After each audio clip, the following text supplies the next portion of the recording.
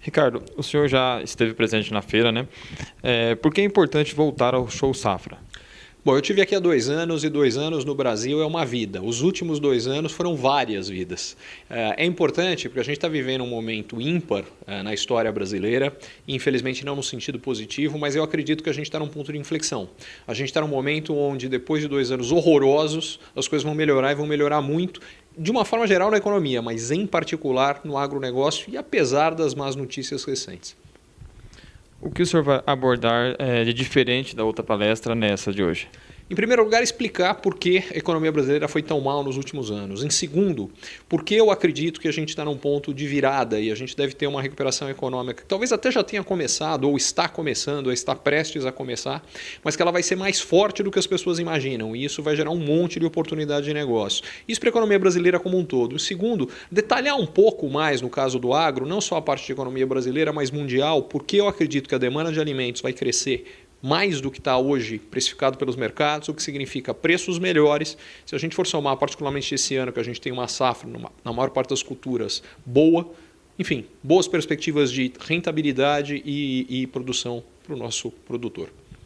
O que os agricultores podem esperar aí desse finalzinho de governo Temer? Olha, a julgar pelo começo, duas coisas. A primeira é muita confusão. A segunda, o que eu espero e acredito, é que a gente vai ter um avanço importante nas reformas. Para a gente entender por que isso, como é que pode ter confusão e avanço nas reformas? A gente tem confusão porque o governo Temer foi formado com dois objetivos, passar um impeachment e passar a reforma. Para isso, o Temer, que entende mais de Congresso do que qualquer um, montou um governo, falava-se que ele montaria um governo de notáveis e o governo está mais para notórios. Tirando algumas ótimas exceções, o que a gente tem é um enorme grupo de senadores e deputados, só que hoje mais da metade dos senadores e deputados no Brasil estão sob alguma investigação. Isso gera na opinião pública uma preocupação gigantesca, aliás, com toda a razão do mundo, e isso explica os problemas, mas explica também porque tudo que ele bota para votar, ele acaba aprovando, e eu acredito que ele vai passar a reforma da Previdência, a reforma trabalhista, vai passar a reforma tributária, enfim, vai melhorar o ambiente de negócios no Brasil. Em relação à situação da carne, na sua opinião, as indústrias brasileiras conseguem reverter essa situação? Eu não tenho dúvida que elas vão conseguir reverter, da mesma forma que eu não tenho dúvida que a curto prazo elas vão ser negativamente impactadas. Um dos principais focos da minha apresentação é exatamente explicar um pouco melhor isso.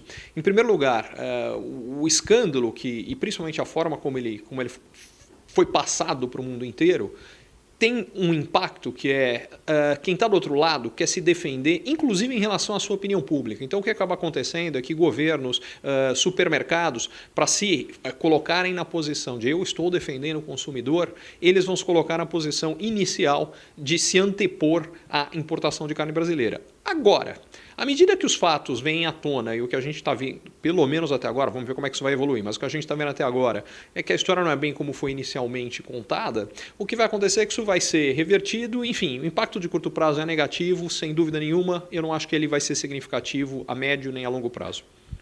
Em relação aos pecuaristas, os produtores, como que eles devem se comportar? Devem se pronunciar? Eu acho que uma das coisas que a gente precisa fazer no Brasil, e isso não é só em relação a eles, mas a tudo, é separar o joio do trigo. Quer dizer, o que a gente está fazendo é que a gente está julgando todo mundo a partir de um grupo pequeno, que não representa o todo. E eu acho que isso precisa ficar claro. E quem não está envolvido precisa... Mas é que eu acho que isso é mais responsabilidade, para ser franco, da mídia do que dos próprios pecuaristas. Da mesma forma que eu acho que a mídia tem sim a obrigação de apontar o que está errado, a mídia tem sim também a obrigação de apontar o que é diferente do que está sendo falado com o errado. Não dá para jogar todo mundo no mesmo saco. Para a gente finalizar aqui, como que o Show Safra pode influenciar aí no desempenho da agricultura brasileira?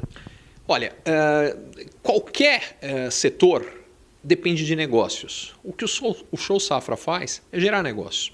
E é a partir daí que a gente fortalece toda a cadeia do agronegócio brasileiro. E é por isso, inclusive, que para mim é um tremendo prazer poder estar aqui de volta 2 anos depois e fazer parte, uma pequena parte dessa história. Ótimo, obrigado, tá? Obrigado, boa palestra.